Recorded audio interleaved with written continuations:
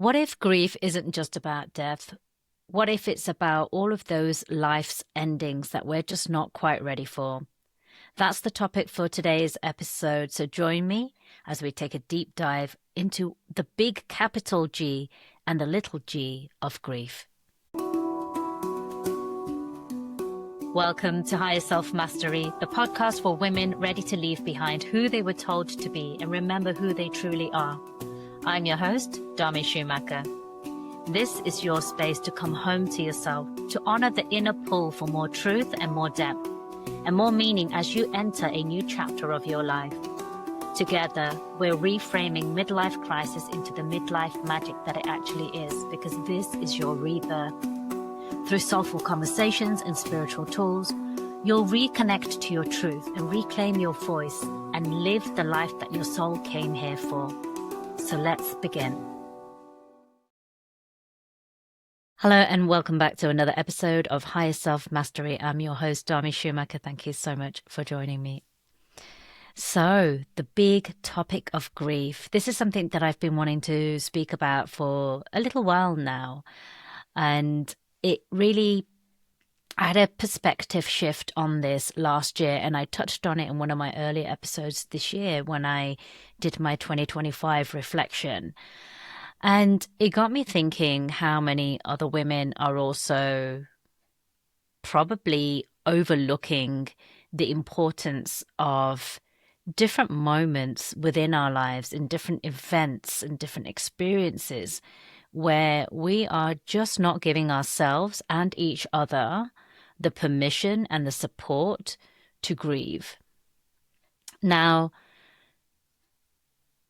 before we move forward with this episode, I want to just share with you my explanation as we speak about the big letter G grief and the little letter g grief. And by no means is this a standardized way of speaking about it. I just want to be clear when you listen to this episode that we're on the same page, because I don't want this to offend or trigger anybody in any way whatsoever.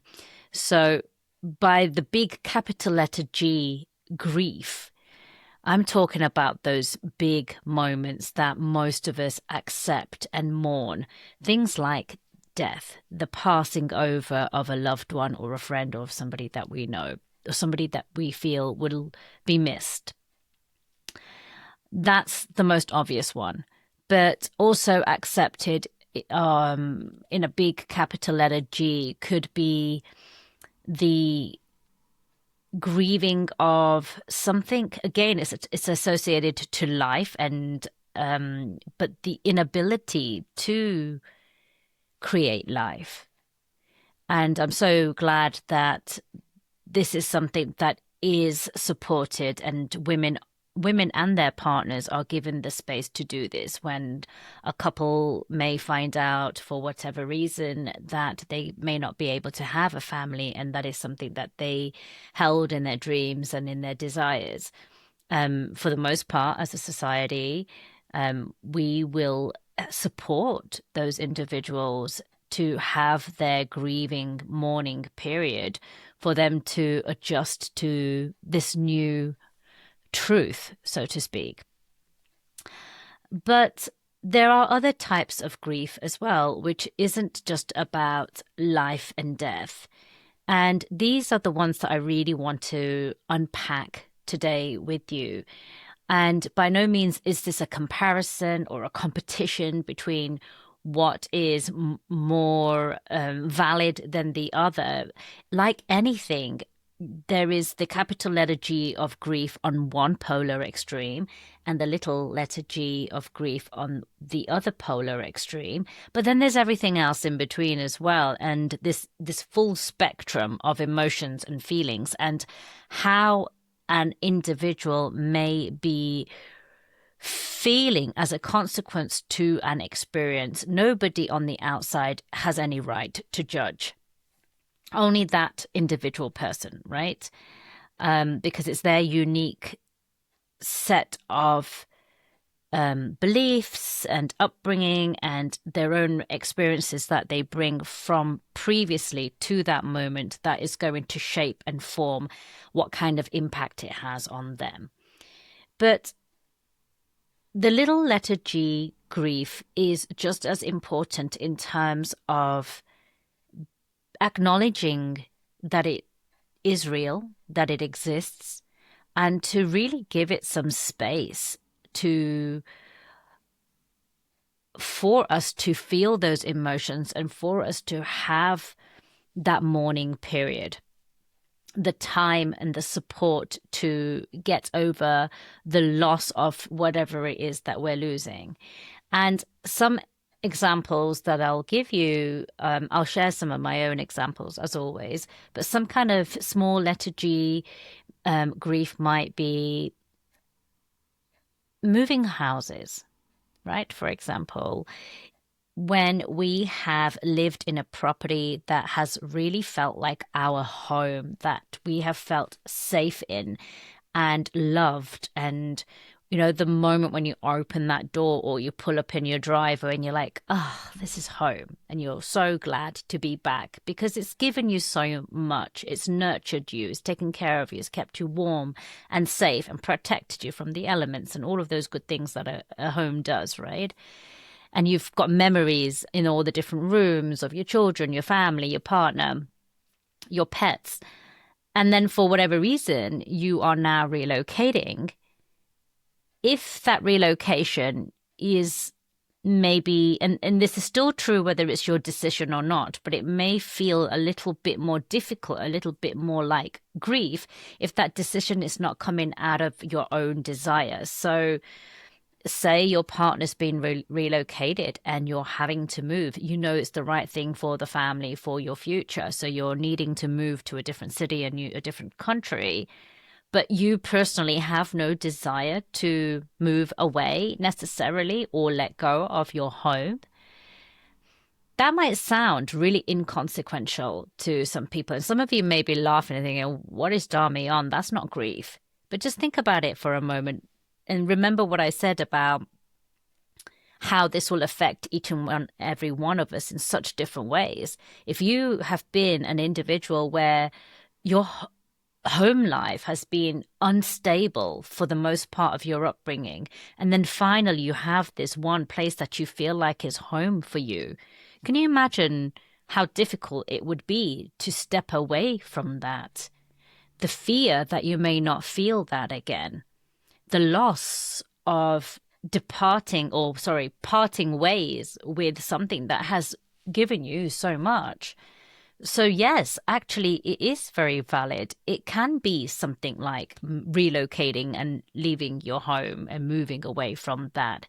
It could also be something like a friendship, which I'll talk about in a moment. It could be something like, yes, an intimate relationship as well, but maybe an intimate relationship that is short-lived.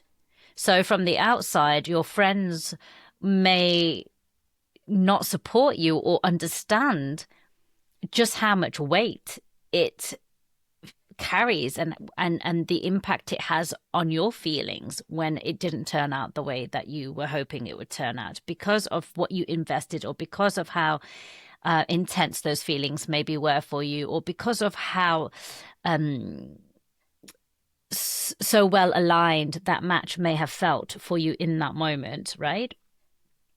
For however short it may be, whether it's 2 weeks or 2 months, from the outside, somebody, your friends, other people may say, oh, yeah, but it's not like you knew that person for that long.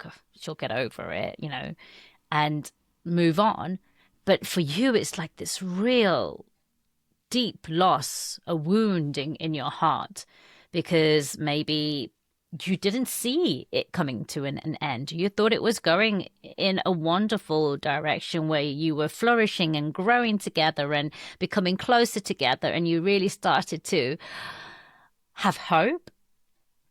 And maybe, and this is all hypothetical, of course, maybe the other person out of fear broke it off or had something come up in their life and they just couldn't commit. So they broke it off.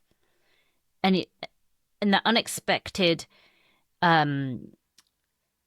separation from this individual, there can be some grief in that. The grieving for the future that you thought that you were going to create with that individual. So there are those two different types of griefs, right? Or that is like the difference in the spectrum, the big capital letter G grief, when somebody does physically move on and leave this earth and leave their humanly body. And then there's the little letter G, right? And there's a full spectrum of everything in between, like I said. Because really what grief is when something that is dear to us, important to us, or someone that is important to us, something that we are invested in, something that we are hoping or wanting to stick around and remain in our sphere, in our lives, certainly for the time being, but possibly even into the future, something that we want and desire and are attached to. When that connection is severed for whatever that reason is, there is a feeling of grief. Grief is when that object of desire or that person or that outcome is suddenly taken away from us against our will, without our saying, without our feelings being considered about the matter. That's essentially what grieving is the loss of that, the estrangement of that. So yes, that can be friendships changing. It can be your children growing up and leaving home. That one, a lot of you listening will be able to relate to. And we'll come back to that in just a moment. Relationships ending, however long they've been or short they've been. Projects even finishing. So you can even grieve aspects of your business or the work that you do, even if you are an employee. Moving homes or shifting of identities. It's all of those things. And it's these transitions that we are actually adapting to shift and navigate. When, for example, say you have experienced or you're going through this at the moment and your children are about to leave for university, move out of home or move abroad, right? Whatever age that might be, but suddenly there's this big change in your need to parent them. Maybe they just don't need you in quite the same way because they've reached a certain age and they're very independent and they want to be independent. And you've always identified, or a big part of your identity has been mum. And a lot of your time and your energy has been directed into being mum and doing things for your child, for your children. Suddenly, when that is no longer desired or needed, and usually it is the children that pull away and say, it's all right, Mum, I'm good. I can take care of this myself. I don't need you to do my laundry. No, I don't need you to cook. No, I don't need you to drop me off. That and everything else, right? But you, as the mother, have done it for so many years. It can be really jarring. Of course it is, because it's suddenly like, oh, I'm not needed in quite the same way anymore. Where does that leave me? Who am I then? Like, there's a key aspect of your identity suddenly being taken away or changing. Certainly, you don't stop being mum, but it's really having to rethink what that identity means and how it looks. But you're not choosing to shift those things so often. Some mums do, totally. You might be sitting there going like, no, I'm the one that pushed the kids out, fair play.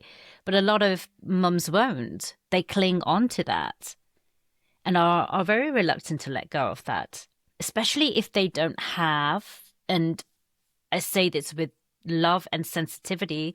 And there's nothing wrong in this at all. If this is the path that you've chosen, absolutely no way there is. But it could mean that it makes it more challenging for you to navigate as and when you come to this threshold or this transition in your life. But what I was going to say is, especially when there aren't any other invested areas within that individual's life. So if this woman is not pursuing her own career, maybe, not saying that's the right thing to do, or enough of her own hobbies, or has her own strong social life and activities that she does, whether that's volunteering or whether that's just seeing friends or family, whatever that is, something that is just for her and hers alone.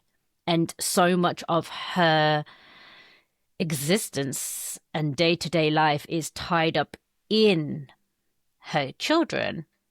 Well, then yes, when that is then being taken away or severed or changed,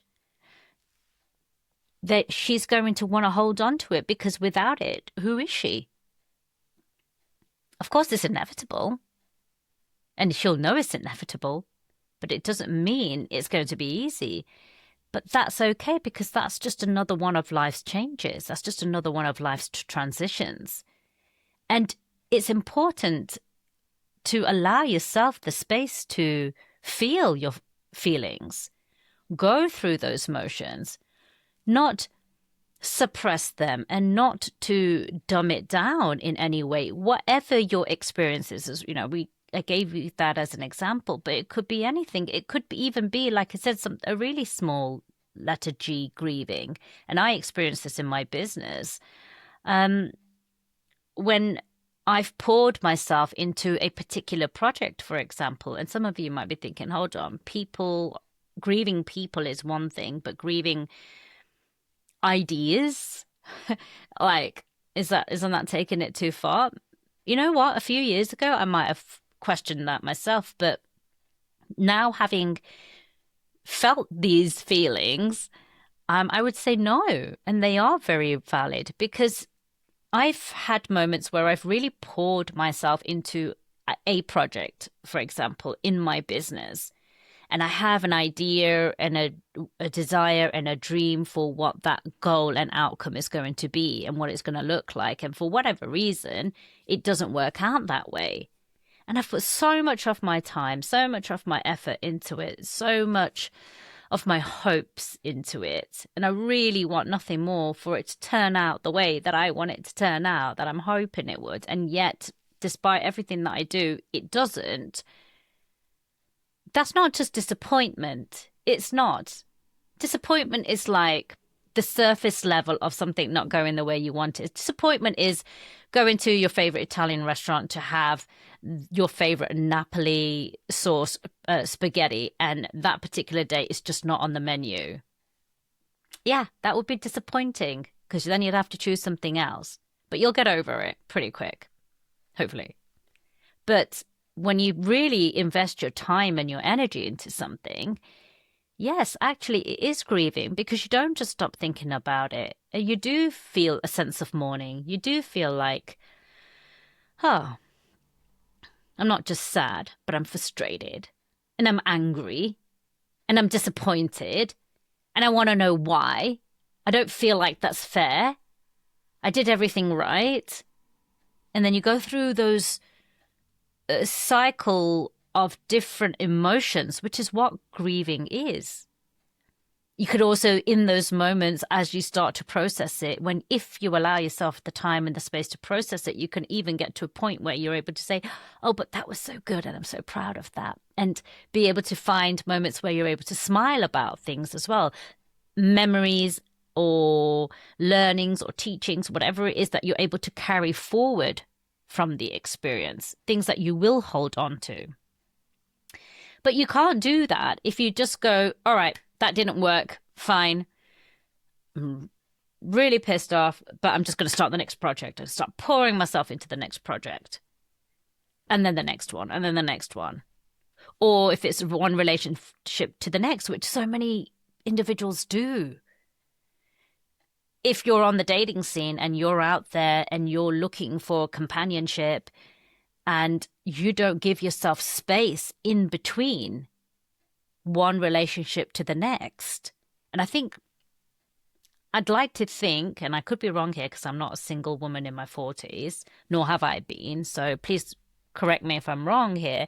I'd like to think women of our maturity, whether it's your, whether you're in your 30s or your 40s or your 50s, if you are out there looking for companionship, we have that level of experience and maturity not to go from one to the next, to the next, to the next, to the next, maybe in quite the way that we would have done, probably did do in our 20s, where we just go to the next one to mask and numb the disappointments and the grieving and the feelings of the one we've just come out of, even though we may have really been hurt, and not giving ourselves that time to process and feel our feelings. And that's all I'm saying here, is that we need to give ourselves grace and space to allow all of these feelings to come to the surface. However you choose to do that, if journaling is your thing, if movement, somatic movement is your thing, dancing, screaming, rage, talking it out, all of the above, a combination of those things, or and something else, whatever that is. But allow those emotions to flow, because at the end of the day, what those feelings are, is energy, and energy needs to flow. Energy needs to move, because if it doesn't, then we are in a lot of trouble, because then it means it's being suppressed and stagnated and held in areas of your energetic field, which will start to cause congestion and blockages of other energy that needs to and wants to move and through you and flow through you. But the more you keep doing that and the more you hold on to it, and it could just be one grief, but it's a big grief that you've just never truly given the space because perhaps you were shocked. Maybe it is the capital letter G. And you just haven't, because you're in so much shock, and then you just suppressed it, and then, or you were numbed by the shock, and you never then came back to fully, really, truly grieve that experience. That's going to start to manifest in your physical body as headaches, as tension, as tightness, as heaviness, as ulcers, bacteria, cancerous cells even. That is what those diseases and ailments are. It's your body telling you that there are toxins within me. And a lot of the time, those toxins are built up from the energetic field. And that's then when you start getting into very difficult territory to start undoing that. It's not impossible, but it's gone so far that you've got so much to work through and so much cleansing to go back and go through and do. But not impossible. It just means more work, that's all. But if we start to, and this is what I invite you to do if you're listening to this, and I hope you do take this away, is moving forward. When you are disappointed with something, or when something doesn't turn out the way you want it to, however big or small, and ask no permission from anybody. It's no one else's business. It's yours and yours alone. Take a moment just to ask yourself, do I need to grieve this? Is this a little bit deeper, a little bit more than what it might look like on the surface level, or how I might have reacted to things or to this kind of situation in the past? Do I need to give myself the space to grieve this? And if the answer, even if it's not a clear answer and it's not a clear yes, and there's just an inkling, like maybe, go with that instinctive feeling. Let the maybe be, well, okay, let me flush it out. Let me work through it. Let me sit with it. Let me give it the space. And allow yourself so that you don't start to compound those toxins, so you don't start to build up even more blockages within your energy field. Allow them to flow. Allow them to move.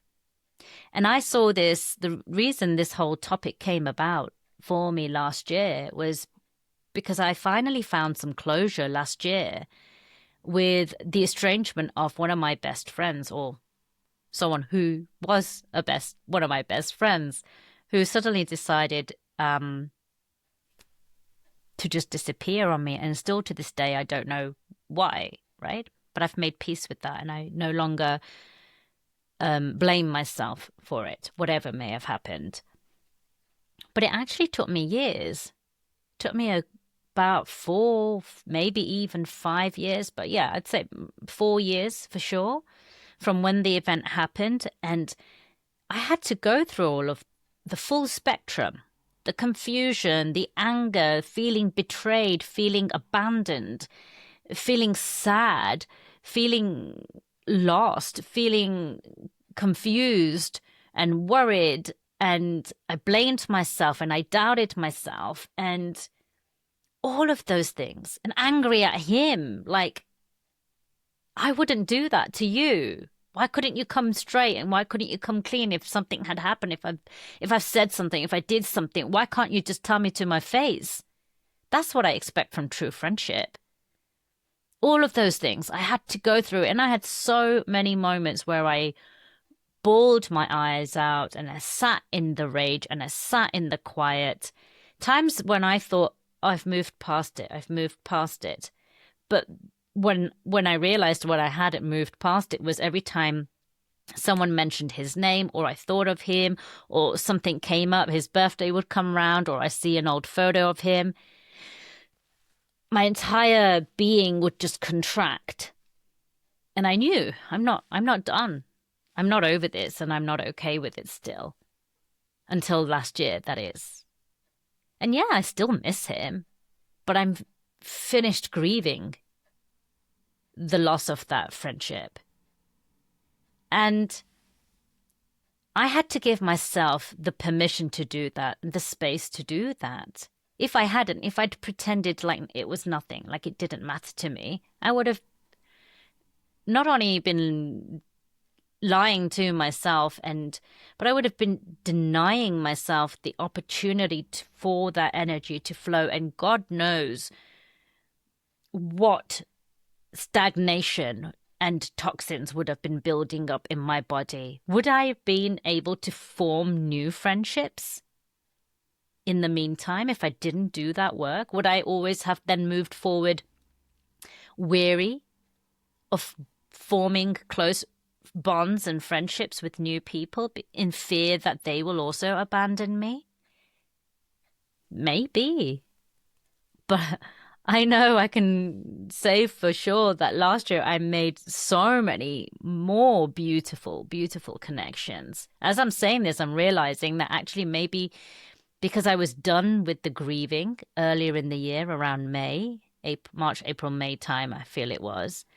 And some of the new friendships and new connections that I formed last year began around that time, May, July, August, September. So would that have happened if I didn't give myself that space? Perhaps not. And just one more thing before I wrap this up. I'm also aware that even as a gender, generally speaking, women do find it easier to feel their feelings and move through their emotions. But a lot of women of our generation who have come through women's rights and the feminist era and fighting for our place and our voice to be seen and heard in different industries in the workplace, which we have done. We have also, and all of that has been necessary to some degree, right? To create particular outcomes. And I'm not saying that's wrong or that shouldn't have happened. I've been there myself and have been one of those women. But as a result of that, many of us will have forgotten how to truly allow our feelings to come to the surface because we've always had to put on that defensive shield and the brave face in those environments, because otherwise we maybe would have been deemed to be, oh, too soft, too feminine. She's too emotional, right? I'm not even going to go down. I'm not going to open that can of worms. You all know what I'm talking about. And that's the last thing that we wanted to do in the workplace, is to come across as being weaker, because they already, generalizing here, already for the most part, not necessarily all the time now, but certainly as we were carving out our careers in our 20s and in our 30s, have been, and sometimes still are, unfortunately, deemed to be the weaker sex, right? And emotions are considered to be weak, and they are not. And so you might be a woman who has had to suppress these, or felt like you've had to suppress your feelings along the way. But then that's filtered out into all different areas of your life. At home, in your relationships, with your children, with yourself, in everything. And then you just keep moving forward, because that's the only way to keep going. Maybe you've had too many disappointments. Maybe you've been let down too many times, been abandoned too many times. And so now you've sort of put this protective shield around your heart. And it's so hard for you to tap in and feel your feelings. But it's not impossible. And if you are one of those individuals and you're listening to this episode, then I beg of you to start chipping away and cracking through that shield for your own sake, not for anybody else's. Because the damage that it probably is doing to you mentally, physically, you don't want to go so far down the line that you begin to regret it, and it becomes really difficult for you to come back from that. So give yourself, your takeaway in this is to notice the next time something doesn't go quite your way, to give yourself some space to feel your feelings, to grieve if you need to grieve, to mourn if you need to mourn, but also support others to do the same. Encourage it in them. Bring it out in them. Help them along. Be the supportive person. Don't dismiss it when your girlfriend is heartbroken after she breaks up with the guy she was dating, for 2 weeks.